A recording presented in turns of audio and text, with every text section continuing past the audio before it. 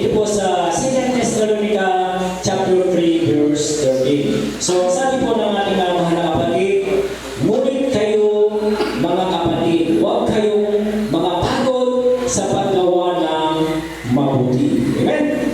At ganoon din po sa Proverbs chapter 28 verse 27, ang sabi doon na ang nagbibigay po daw sa mga dukha, hindi po siya mawawalan. Amen? Hindi po siya mawawalan kundi bagkus. Ito po ay lalong pagpapalain ng ating pinakamamahal na Panginoon. At dito rin po sa Corinto, amen? Na alam natin sa 9:7, na sabi nga ng ating Panginoon na ang pagbibigay ng masaya, ito po ay inalulugdan ng ating pinakamamahal na Panginoon. So sa pagbibigay, hindi po ito kumbaga pataasan ng pagbibigay. Kundi pa po kinakailangan, ito po ay nasa puso natin. Amen? Kasi hindi naman po pantawag ginagawa natin. Amen? Ang Diyos po ang ating binibigyan, hindi po ang tao. Amen? Nagbigay ka nga ng isang milyon. Amen? Kumbaga, pinapakita mo lang, amen? Wala naman sa puso mo. Hindi po kalulutan ng ating mga kapatid. Kahit nagbigay ka lang ng piso, pero yan ay nasa puso mo, kalulutan yan ng ating mga kapatid. Kaya meron po sa mga Bible na binigay ng halimbawa ng ating mga kapatid. Ang sila ay magbigay. Amen? At tinitignan ng ating mga kapatid yung buong puso. Amen? Yung talagang may kasiyakan na magbigay sa ating mahal na Panginoon. Hallelujah! At doon din po sa Malakay, amen? Ang sinabi niya din, amen? Yung ating mga trabaho, amen? Yung 10%, amen?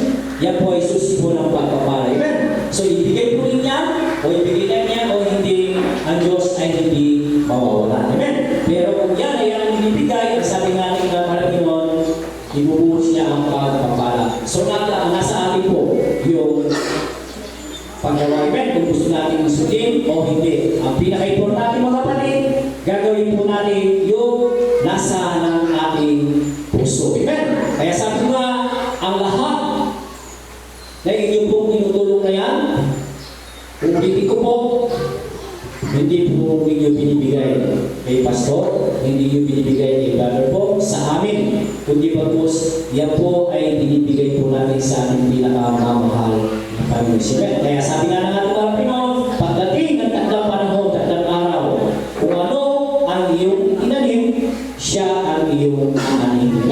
Kaya ang lahat po ng ating binibigay niya, yan po ay para sa ating pinakamamahal. Kaya ang Diyos po magpapala sa bawat isa, lalo higit sa pagpapalang spiritual. Ang pinaka-importante, pagpapalang spiritual. Susunod lang po yung mga bagay na yan na ating po itinutulong. Sa takbo ng pangangailangan natin. Kaya tayo po lahat ay tumayo upang ibigay po natin ang ating kusang loob na pagbibigay sa ating pinakamamahal ng Jesus. Hallelujah.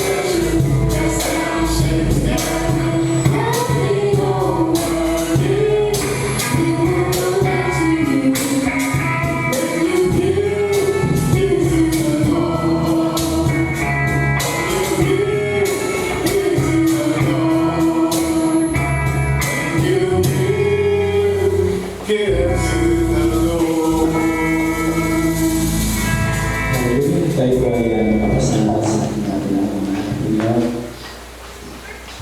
Lord, tayo po sa isang loob na ibigay po rin yung mga naging mo Diyos sa mga puso, ang kanyang mga trabaho, yung kabuhanan ng Panginoon, magpapala ko nyo, dalan po Diyos sa komisyon po pagkakas, pagsa po patuloy na pagbigay.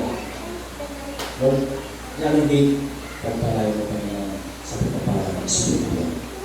Yung po Diyos sa amin na gusto magbigay, sa pagpapala ng magbigay, Lord, kailangan po lang patuloy mo sa pagpapala. Para ako sa sumunod Diyos ang mga gawain, ang mga pulo ng mga pagpapala. At hindi Panginoon, pagpapala ng Espiritu.